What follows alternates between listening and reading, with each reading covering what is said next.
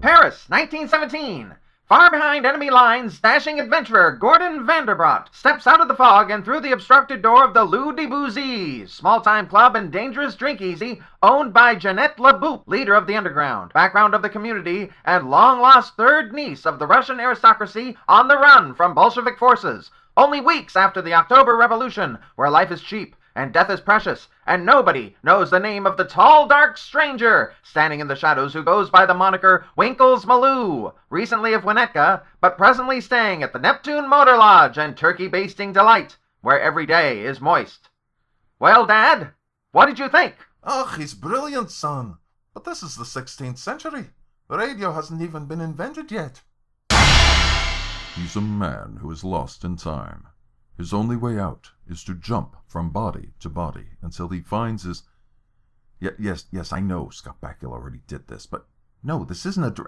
No, I don't care what your attorney... 77 years ago, our fathers brought forth on this continent a new nation, conceived in liberty, and dedicated to the proposition that all men are created equal. Now we are engaged in a civil war, testing whether that nation, or any nation, so conceived and so dedicated, can long endure. We are met on a great battlefield of that war. We have come to dedicate a portion of that field as a final resting place for those who here gave their lives that that nation might live. It is altogether fitting and proper that we should do this. But in a larger sense, we cannot dedicate, we cannot consecrate, we cannot hallow this ground. The brave men, living and dead, who struggled here have consecrated it, far above our poor power to add or detract. The world will little note, nor long remember what we say here, but it can never forget what they did here. It is for us the living, rather, to be dedicated here to the unfinished work which they who fought here have thus far so nobly advanced. It is rather for us to be here dedicated to the great task remaining before us, that from these honored dead we take increased devotion to that cause for which they gave the last full measure of devotion, that we here highly resolve that these dead shall not have died in vain, that this nation under God shall have a new birth of freedom, and that government of the people, by the people, for the people, shall not perish from the earth.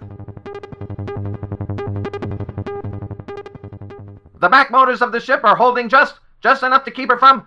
It burst into flames! Get this, Charlie! Get this, Charlie! It's fire and it's crashing! It's crashing terrible! Oh my, get out of the way, please! It's burning and bursting into flames, and it's falling on the mooring mast, and all the folks agree that this is terrible. This is one of the worst catastrophes in the world. The flames climbing up 400 or 500 feet into the sky, and it's a terrific crash, ladies and gentlemen. It's smoke and it's flames now, and the flame is crashing to the ground, not quite to the mooring mast. Oh, the humanity, and all the passengers screaming around here.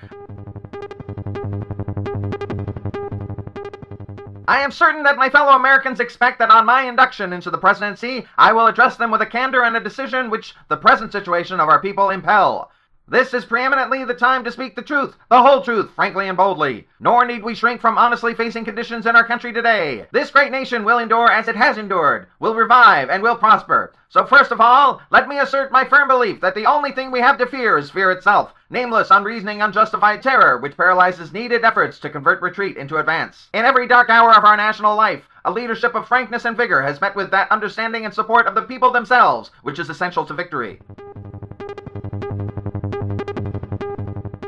I saw the best minds of my generation destroyed by madness, starving, hysterical, naked, dragging themselves through the Negro streets at dawn, looking for an angry fix. Angel-headed hipsters burning for the ancient heavenly connection to the starry dynamo in the machinery of night, who poverty and tatters and hollow-eyed and high sat up smoking in the supernatural darkness of cold water flats, floating across the tops of cities, contemplating jazz.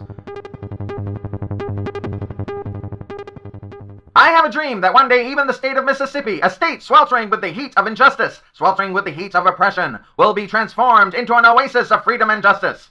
I have a dream that my 4 little children will one day live in a nation where they will not be judged by the color of their skin, but by the content of their character. I have a dream today. I have a dream that one day, down in Alabama, with its vicious racists, with its governor having his lips dripping with the words of interposition and nullification, one day, right there in Alabama, little black boys and black girls will be able to join hands with little white boys and white girls as sisters and brothers. I have a dream today. I have a dream that one day every valley will be exalted, every hill and mountain shall be made low, and rough places will be made plain, and the crooked places will be made straight, and the glory of the Lord shall be revealed, and all flesh shall see it together. And that brings us to today. And exactly why are you telling me all of this? Because, President Obama, you need to know, history has been changed, and now you sound like this. We're ready for your speech now, Mr. President. And we're back with the closing portion of this year's State of the Union address. That's right, Bob. I don't know why we're taking commercial breaks when the rest of the media airs this commercial-free. We gotta pay bills, Charlene. But enough of that. Let's go right to the president, who's already speaking. I first met Corey Remsburg, a proud Army Ranger, at Omaha Beach on the 65th anniversary of D-Day. Along with some of his fellow Rangers, he walked me through the program, the ceremony. He was a strong, impressive young man, had an easy manner. He was sharp as a tack, and we joked around and took pictures, and I told him to stay in touch. A few months later, on his 10th deployment, Corey was nearly killed by a massive roadside bomb in Afghanistan. His comrades found him in a canal, face down underwater, shrapnel in his brain.